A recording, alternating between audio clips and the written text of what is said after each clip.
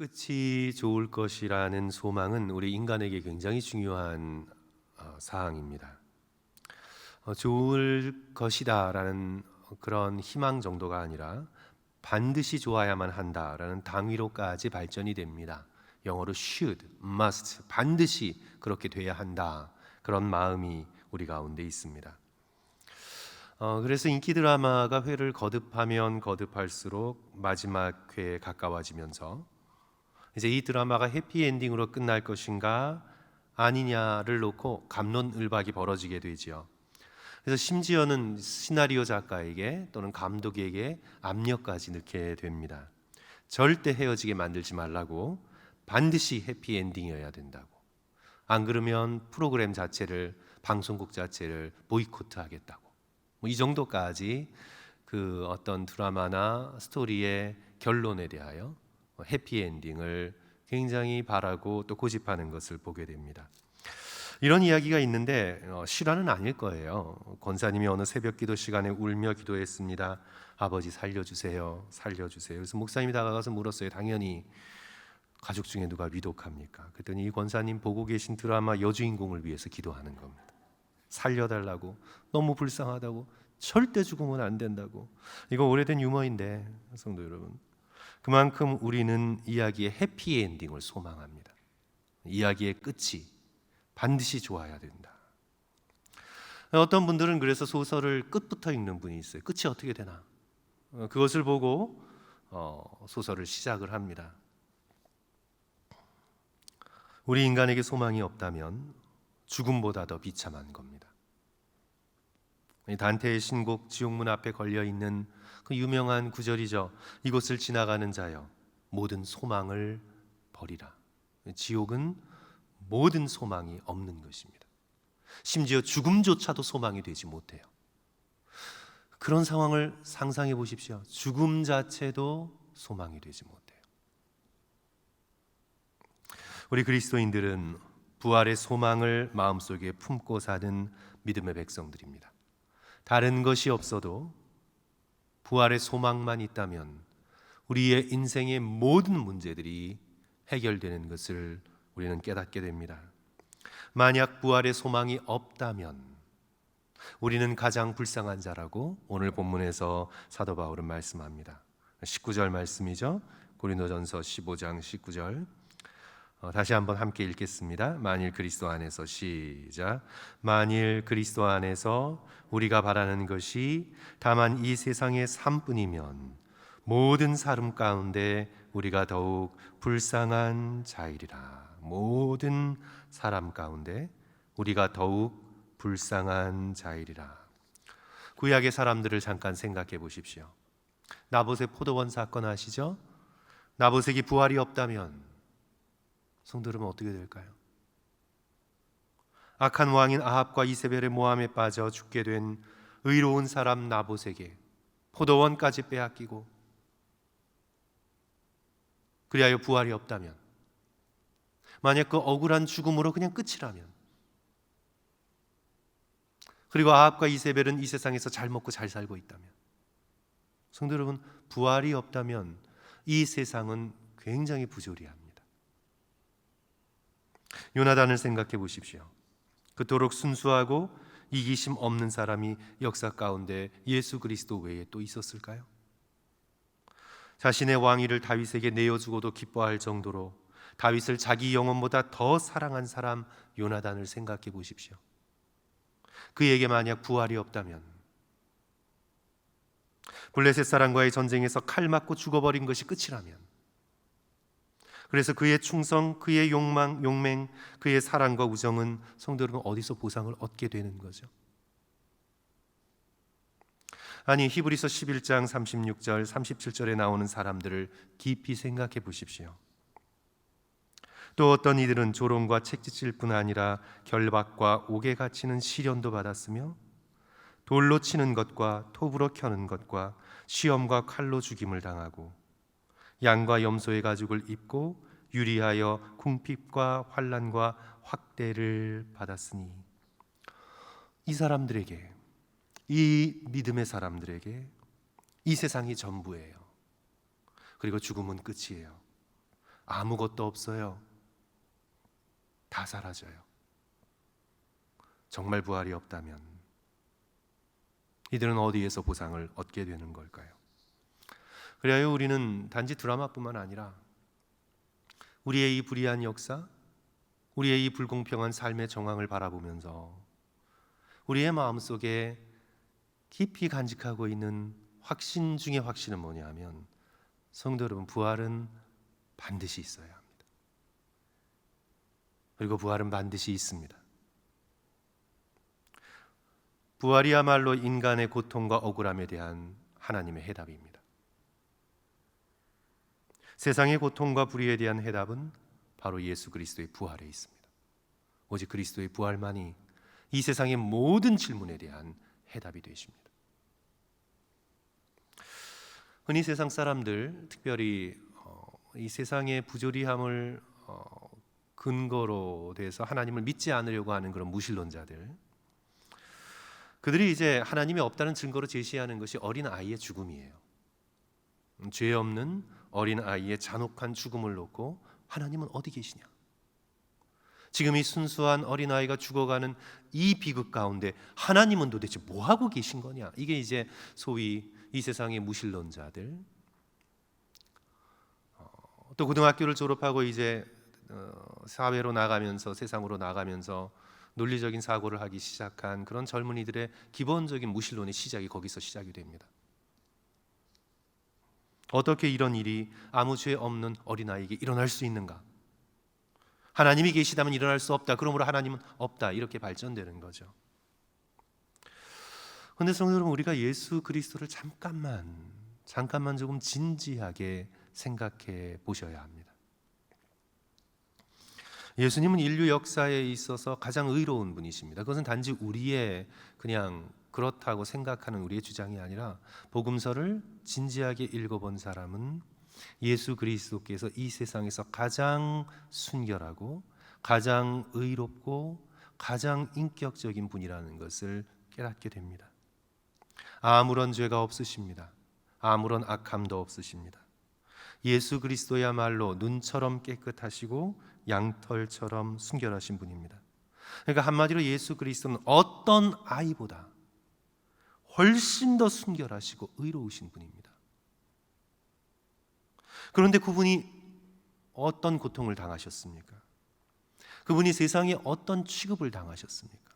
로마의 법정의 시스템에, 유대인의 법정의 시스템에, 동시에 두 개의 법정의 시스템에 의해서 죄인으로 정죄되시고 모함받으시고 거짓 증언으로 인해서 십자가에 달리시고, 이토록 순수한 예수 그리스도께서 이 세상에서 어떤 취급을 받으셨습니까?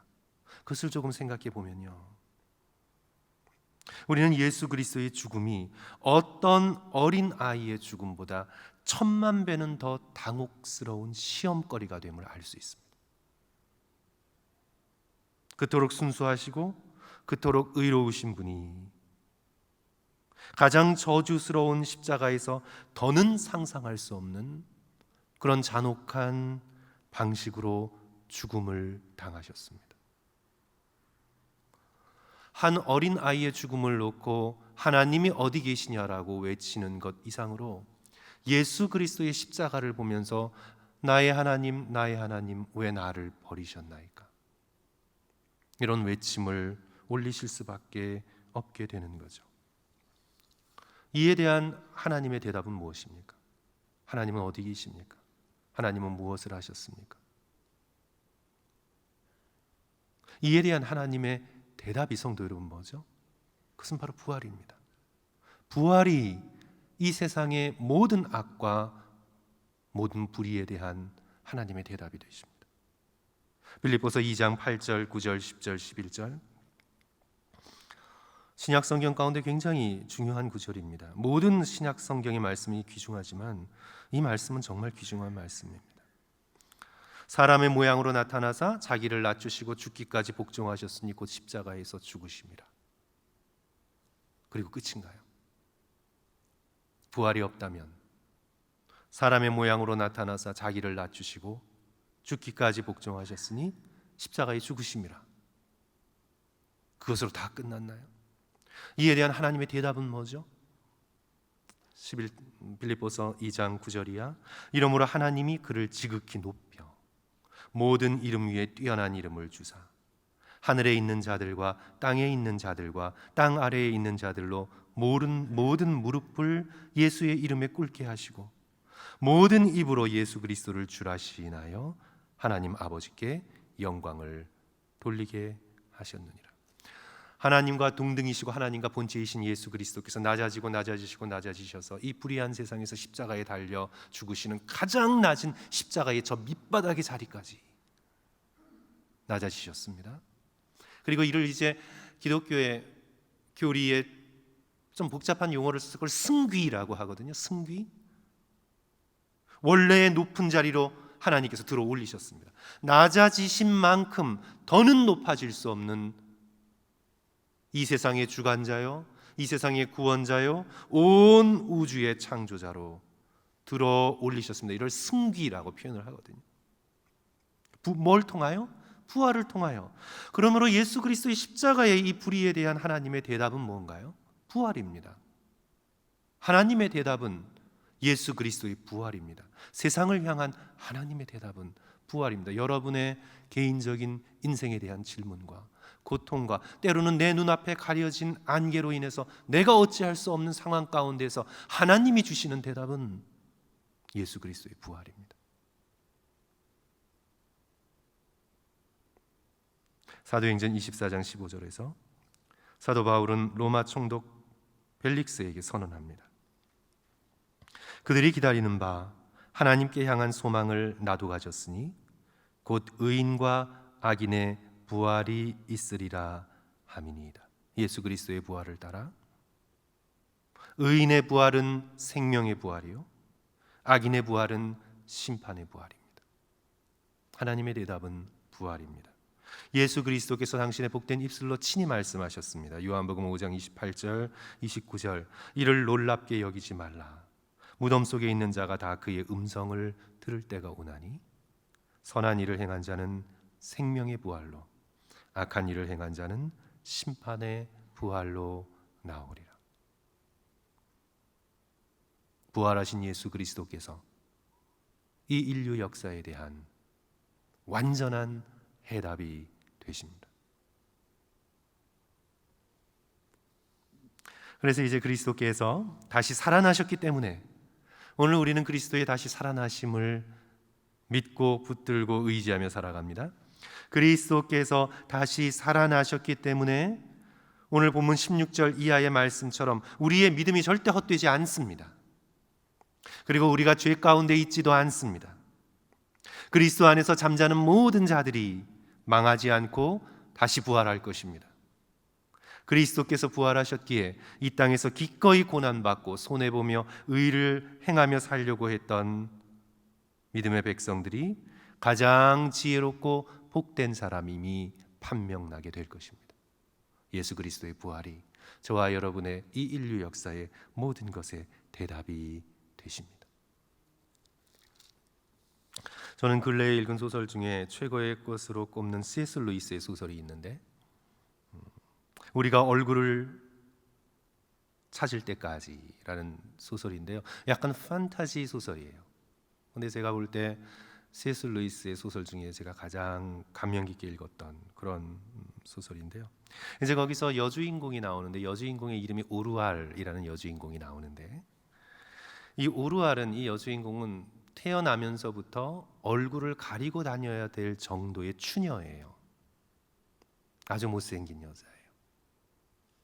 어느 정도로 못생겼냐면 나병 환자처럼 평생 베일을 쓰든지 가면을 쓰고 다녀야 돼요.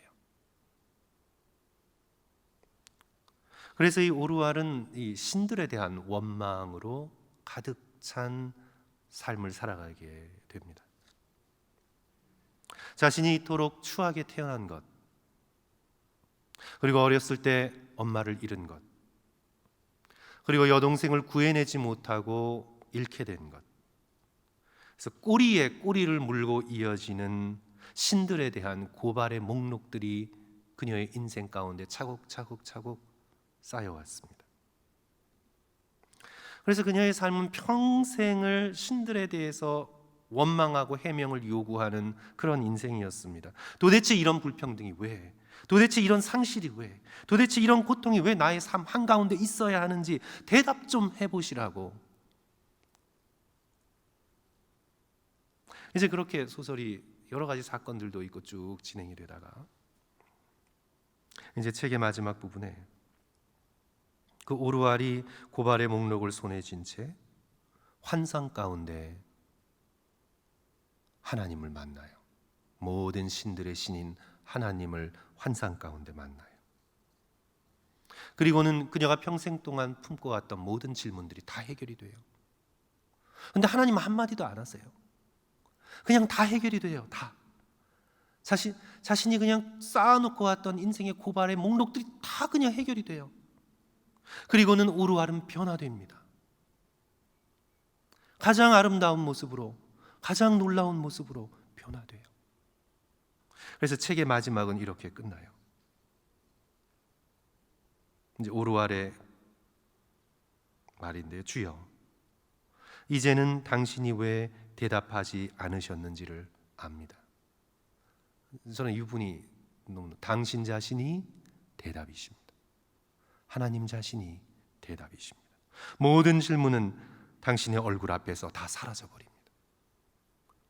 다른 무슨 대답을 들은 즉 만족하겠습니까? 다 말뿐입니다. 당신이 대답이십니다.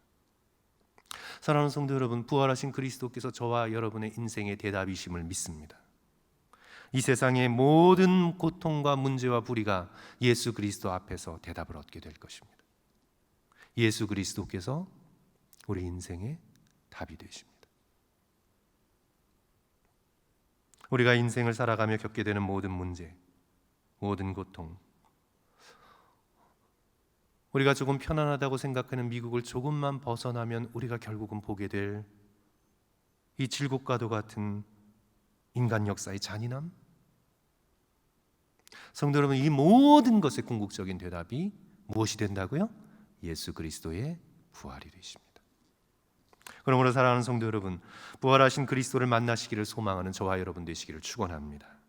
언제나 그를 쳐다보시고 해같이 빛나는 주님의 얼굴을 우리의 삶의 고통과 어둠 가운데서도 바라보며 소망할 수 있는 저와 여러분 되시기를, 그리하여 이 어두운 밤을 부활의 믿음으로 이겨나가시기를 주님의 이름으로 간절히 축원합니다. 기도하겠습니다.